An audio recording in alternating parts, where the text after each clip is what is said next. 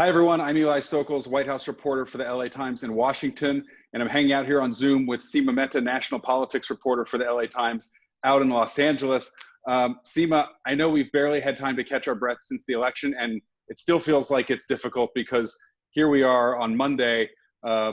President Trump obviously has not conceded, but he has fired the defense secretary. There are reports that he continues to want to contest the election, stand up legal challenges, and that everybody in the administration who is now looking for another job come January is being threatened with being fired now if they do so. So it's crazy town. It's just, the idea that Trump would lose and we'd suddenly stop talking about Trump, or that our world would not be riveted by Trump and all the things that he's doing. So far, I feel like we're living in the same world that we were for the last 4 years. And it's such a contrast, with every other presidential election I've covered. Once the election is over, which most people agree that this election is over and has been decided, you start the orderly transition of power. It's a hallmark of our democracy to have a peaceful transition of power. And we're not seeing any of the norms being followed, which is, I guess, not surprising because we haven't seen really any norms followed during the Trump administration. But you have to wonder, is the president ever going to deliver a concession speech? Is the president and the first lady going to invite the new president-elect and the new first lady to the White House for coffee, as they always do? Will the president leave a letter for Joe Biden, on his last day of office? I mean, all of the norms that we're used to seeing, none of them appear to be happening. And I guess that's no surprise, right? Like, we've watched Donald Trump very closely. We know that he doesn't care about history or norms or any of that.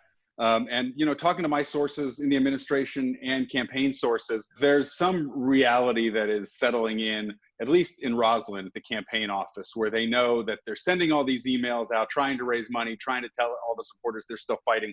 They know that they describe it as a narrow path to reversing the outcome of the election. I think when they say narrow, they mean there's no path. They understand that, but they're still doing it. And we know that the president himself just struggles so much to absorb rejection and defeat that we knew he would have a hard time with this. I think we didn't know exactly what it would look like. And I think we got a pretty good idea from watching Republicans for the last 4 years, the way they sort of acquiesced and allow and indulge the president's behavior to a large extent. They survived for the most part electorally. But, now in this moment, we've seen a couple, Mitt Romney, Susan Collins, come out and congratulate Joe Biden. But there are others who are talking about this as if, they're parroting the, line from the Trump campaign that this election's a fraud, which is obviously really dangerous. And there's no evidence that that's true at all yet.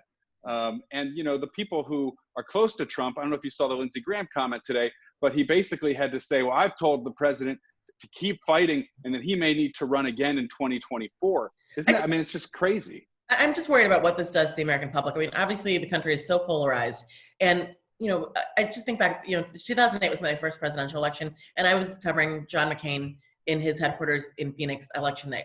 And that was a really hard-fought campaign. And then he delivered this incredibly gracious concession speech where he noticed the history of the moment. And I don't know that you're ever going to bring two sides together, but I think he tried. And that's what I don't see at all here. And, unless the president does somehow concede that this is an election that happened, it was hard-fought, but he ultimately lost, I don't see his backers believing in the system. And I think that's really problematic for democracy. Yeah, it's incredibly problematic. And it's just something we've never seen before, because we never had a president who lived so completely in an alternative reality. I mean, in 2000, during the Florida recount, President Clinton obviously wanted Al Gore to emerge victorious, but he still enabled the transition for President George W. Bush to begin. Right. And we're not seeing that now. And so just, there's so much obviously on the country's plate and on the next president's plate come January, with the pandemic, the economy, all sorts of things that he's going to want to do.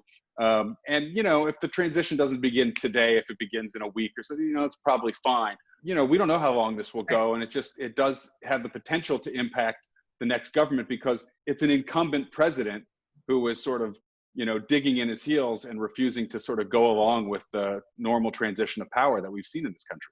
When you see the president-elect and his team, they're trying to work around it. Today he set up his coronavirus task force. I think we're going to see more of that. Like, he's going to do as much as he can. But you're right. Like, he doesn't have access to the traditional things that he would have access to. And when he's going to have to replace a ton of people. I mean, there's just a lot of work that has to get done between now and January 20th. And depending on how much the president, and the administration continue to dig in their heels, that is sort of, that's a problem in terms of, the vice president likely being ready, the president being ready, January 20th to, be ready on day one to know everything that's going on, national security wise, to have the latest facts, figures, et cetera, to have people in place who are ready to take on like all of these, huge responsibilities. Well, and we've spent all this time now talking about what President Trump is doing in his alternative reality. The reality is that he has lost the election. We're going to see, not by huge margins in these swing states, but by about 5 million votes overall in the popular vote. We should spend a little time before we finish here on Tuesday night or Saturday morning, the election results, what we found out. I know you said you were in Michigan. I was watching your reports, your tweets. Just what are your top couple of takeaways from the election outcome and the victory by Joe Biden to unseat an incumbent president, which just doesn't happen very often? Well, I mean, Biden retook, the Midwestern states that Democrats have long counted on, Michigan, Wisconsin, Pennsylvania.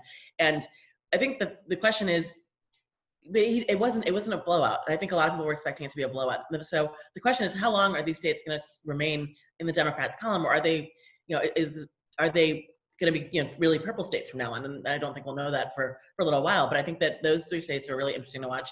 Ohio doesn't seem to matter anymore. Ohio seems like a done deal. But I think Georgia, what's happening in Georgia and Arizona is really fascinating as well. For years, for decades, people have talked about the Latino vote and the growing power of the Latino vote.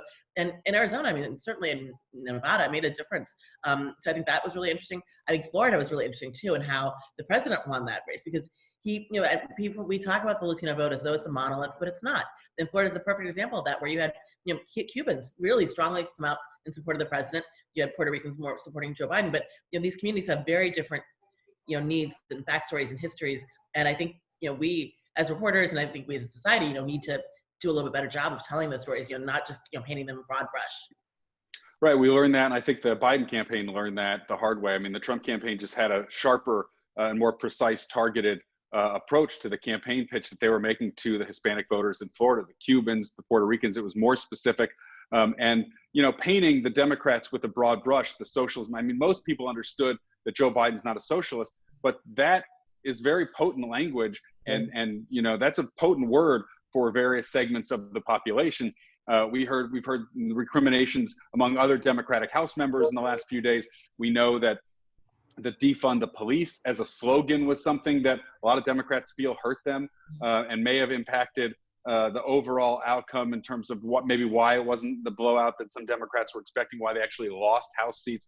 But I think that in assessing where we are now and where we're going and what happens to the Republican Party and how much Donald Trump continues to have a grip on the Republican Party, it does seem like the fact that they survived the Trump era, and when they were on the ballot with him, that Republican turnout was higher, that there were more voters who either came out because of Donald Trump and voted Republican down the ticket, or that they still were able to benefit from ticket splitters when, the traditional conservatives, the country club Republicans, whatever you want to call them, if they didn't vote for Donald Trump, they could kind of, reassure themselves about their conservative leanings by voting for a Republican Senate candidate down ballot and vote for Joe Biden at the top of the ticket and say, well, I'm still a Republican at the end of the day. Just really interesting figuring out sort of how the coalition on the right evolves and changes, or perhaps doesn't change going forward. I think we're just starting to see the beginnings of those calculations and how Republicans approach Donald Trump and his denial of the reality here at the end of the election season. But I think we're going to be seeing it for a while. I think both the parties are actually at a crossroads. So for the Republican Party, as you just said, does Trump define the party even when he's not president? I mean, looking at only 3 Republican senators have congratulated Joe Biden so far. That's very unusual. I think the future of the Republican Party is very much in play. And then the Democratic Party, Joe Biden ran as a moderate, but he got a lot of support from people who backed people like Bernie Sanders and Elizabeth Warren. And so I think, and he's described himself as a transitional president. But what is he transitioning to? Does the Democratic Party go more left? And if they do, then that changes the map, because going super left, I don't think is going to win you Michigan, Wisconsin, and Pennsylvania.